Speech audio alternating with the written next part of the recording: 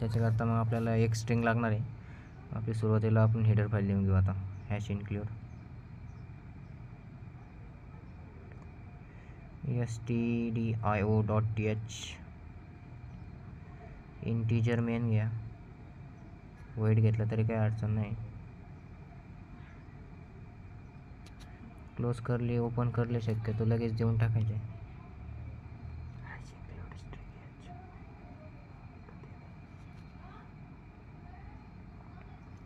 एक स्ट्रिंग घ्यायची, मग आपल्याला कॅरेक्टर ॲरे लागणार आहे. S1 नावाची एक स्ट्रिंग घेतो मी. समजा इथं आता S नावाची घेतली, त्याच्यामध्ये 20 देऊ त्याला आपण लेंथ.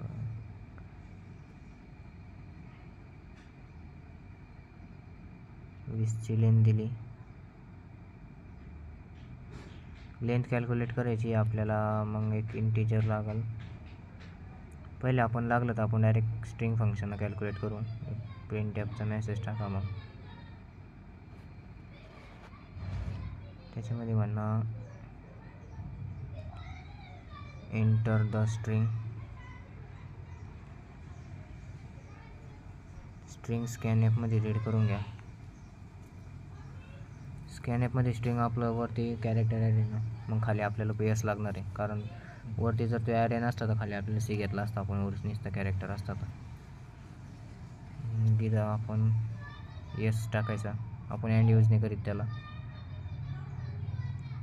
खाली आल्यानंतर आपल्याकडे स्ट्रिंग फंक्शन आहे, मध्ये स्टोअर करायला लागलं तर त्याला. स्ट्रिंगचं फंक्शन आपल्याकडे strlen. यानं आपली लेंथ कॅल्क्युलेट होईल. कशाची? एसची लेंथ कॅल्क्युलेट होईल. पण आपल्याला पहिले वरती एक व्हेरिएबल घ्यावं लागेल. मग आता इंटीजरमध्ये हे घेतलं आपण, कारण आपण लेंथ त्याच्यामध्ये स्टोअर करायची ना आता आपल्याला.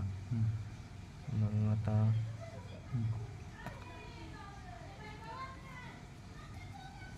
इथं डिस्प्ले करा आहे आपला प्रिंट मध्ये length LENTH length of string is %d मध्ये राहणार आपला ए पर इंटीजरमध्ये. इथे डिस्प्ले करा, रन करा.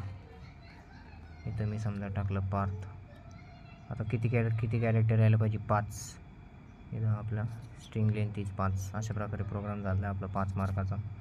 मोजून 10 ओळी, म्हणजे 1 मार्काला 2 ओळी लिहायच्या आपल्याला.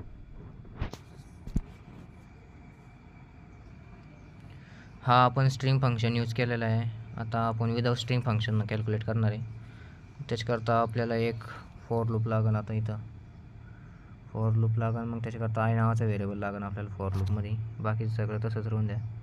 फक्त विदाउट स्ट्रिंग फंक्शन म्हणल्यावर हे काढून टाकावं लागेल आपल्याला. ही प्रिंटफचा मेसेज असाच राहून द्या लागला तर. इथे एक फॉर लूप यूज करा फक्त. आता फॉर लूप करायचं यूज. फॉर लूपमध्ये आय आपला 0 पासून चालू होणार आहे. आणि आपला स्ट्रिंगचा एंड कसा होतो माहिती आहे तुम्हाला? स्ट्रिंगचा एंड आपला S ऑफ ith कॅरेक्टर जो आपलं not equal to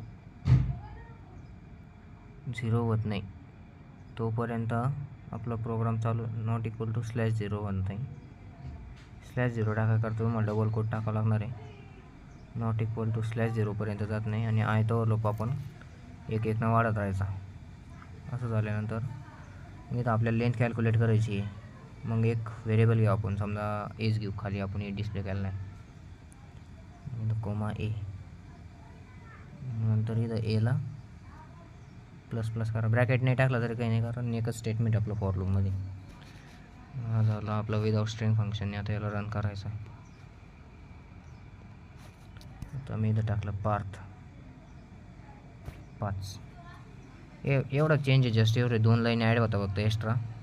without string function म्हणलं की एवढं फक्त एक फॉर लूप टाकायचं आणि एक आय नावाचा व्हेरिएबल घ्यायचा. इथं A++ करायचा. आणि विदाउट स्ट्रिंग फंक्शन असेल तर फक्त तिथं स्ट्रिंग फंक्शन वापरायचं आपलं strlen. थँक्यू. आज आलेले प्रोग्राम होते हे दोन्ही पण. धन्यवाद.